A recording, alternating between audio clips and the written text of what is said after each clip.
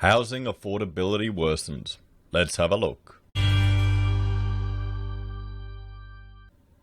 Hello everyone, Florian.Heise here, and welcome to another episode of HeiseSays. Grab your stein of coffee or cup of coffee, and let's look at this article from realestate.com.au discussing housing affordability here in Australia. So I don't think this is going to surprise anyone. Australian housing affordability worsens amid fears the proposed safe lending laws repeal may lead to a debt disaster. What do you think, guys? Do you think the repeal of the lending laws will lead to a debt disaster? I'm not as worried as other people seem to be out there. I think the banks are going to just do what the banks do, to be quite honest. They're going to be, sure, there'll be some people trotted out that are kind of stupid and probably extended themselves way too far, and the banks will be blamed. But how often are we going to let people get away without actually realizing they've got agency and individual responsibility? Maybe we need to be going, stupid idiot borrows too much money, tries to blame banks for their own stupidity. Come on. There's going to be people out there that have done that. Do we want safer lending laws? Do we expect the banks to take responsibility for that? You need to know your own situation well enough that if there are going to be drastic changes to your situation, you can still afford to make the commitments you make. Is that too big an expectation, guys? Is it just the evil banks are going to keep lending, so you go broke and then they get your shit box house that's worth nothing because the market's going down? No, they don't give a crap about you, the banks. They're just going to manage their risk. There'll be banks that won't lend to someone in a property, even though if you tick all the boxes, because their risk exposure is too high to that development. Or there's certain suburbs where they won't lend to apartments, guys. I think a lot of these rules, they're screwing over the brokers, not the banks. You know, making the smaller ones do all the more work. In a way, the banks could push this to destroy their competition. Where would you go? Well, you need to jump through all these hoops and wait a month to get an answer, or a bank that can give you one in an instant. Anyway, housing affordability in Australia has deteriorated due to rising property prices amid sky-high demand from owner-occupiers, specifically first-home buyers, and the fact that the government has uses the housing sector as an economic activity pinata to hit out productivity whenever they need it. On average, dual-income households need 24.6% of their monthly income to meet home loan repayments last month, according to a new report by ratings agency Moody's. That's a 23% rise from September and a 22.7% rise from mid-2021, when new mortgages were their most affordable in a decade.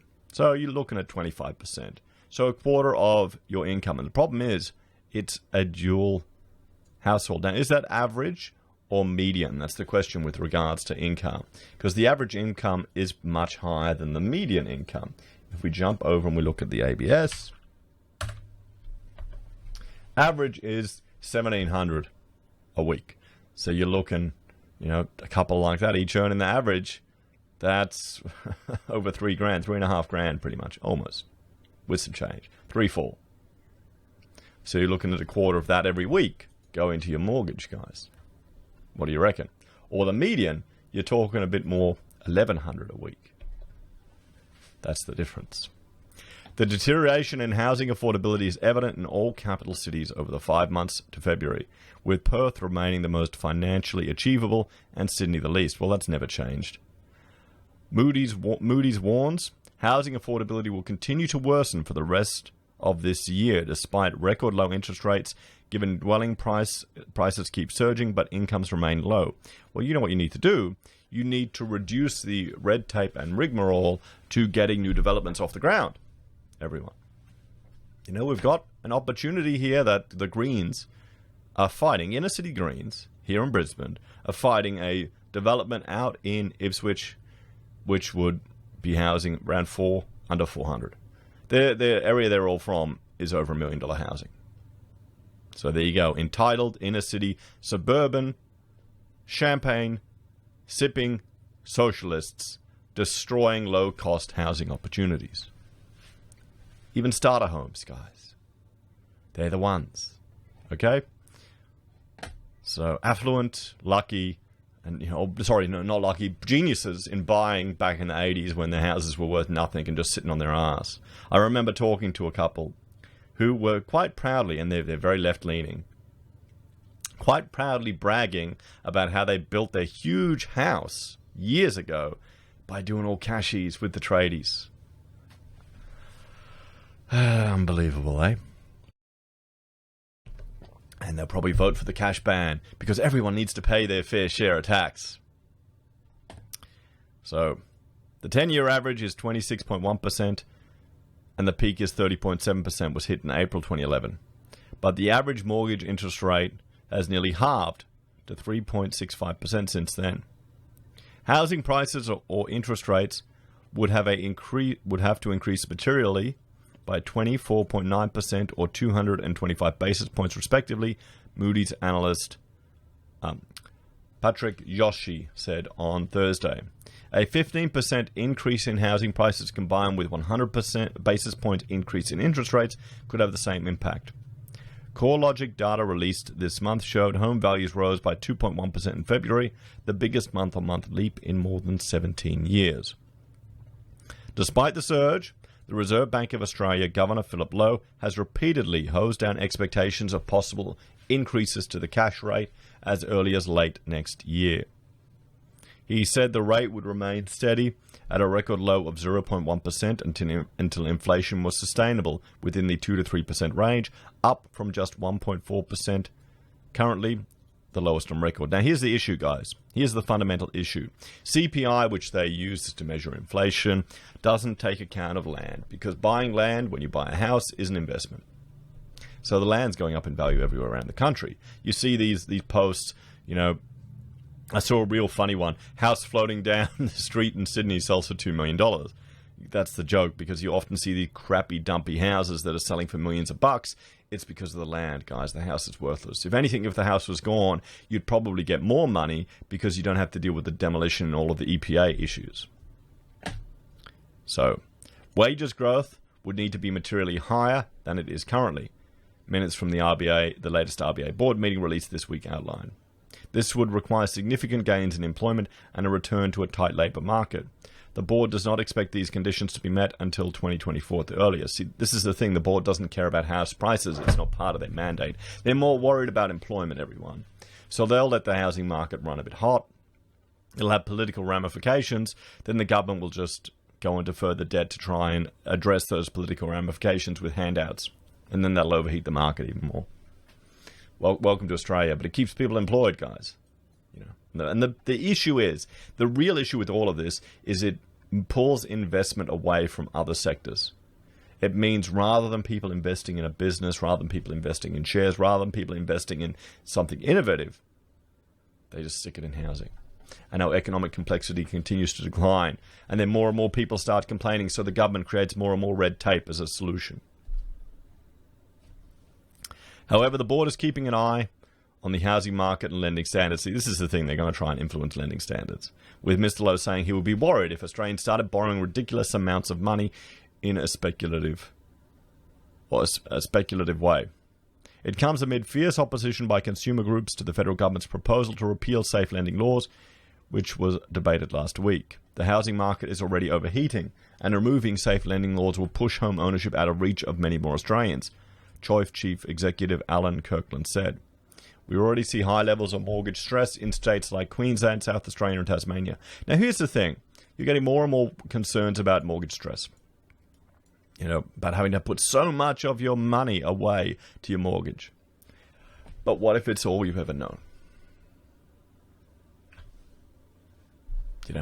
What if it's all you've ever known? What if the old measures of mortgage stress are irrelevant now? Because so many people have had to sacrifice so much just to get in. Sure, if we get a huge increase in rates, but are they going to do it? They don't care about housing. They'll tinker around the edges. So, giving more power to the banks in these circumstances would be bad for people who are already struggling to repay their mortgage, and bad for people trying to get into the housing market. See, here's the thing, okay? What you want, what you really want, if you want housing to be more affordable, You want people who've made stupid decisions to be forced to sell. You want property prices to decrease. You want there to be some creative destruction in the system. You can't have it both ways. We need to protect these people that can't pay their mortgage. Here's the thing. If you've taken on too much, you may need to sell, okay? You may be holding on for no reason. You may need to sell at a loss and sort it out. But then, you getting out of that disaster may be an opportunity for someone to get into property cheaper. That's how this works. Okay, guys, it's life. It's not the end of the world if you lose a house. It's not the end of the world if you lose some money, okay? It's just money. It doesn't matter. When you're in a hole in the ground, who cares? Here's the thing. They want to protect everyone, and they want to help all the people getting in the market too. It's not how it works. It just will perpetuate a bubble. You'll get more money shoveled in. You'll get the candle-on effect because money is going through housing whenever they stimulate the economy. So we get a bubble.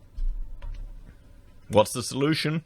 To step back and allow the market to feel the ramifications of the hubris of a generation that thought property could only ever go up. But what politician would have the balls to let that happen? You tell me. We need safe lending laws now more than ever.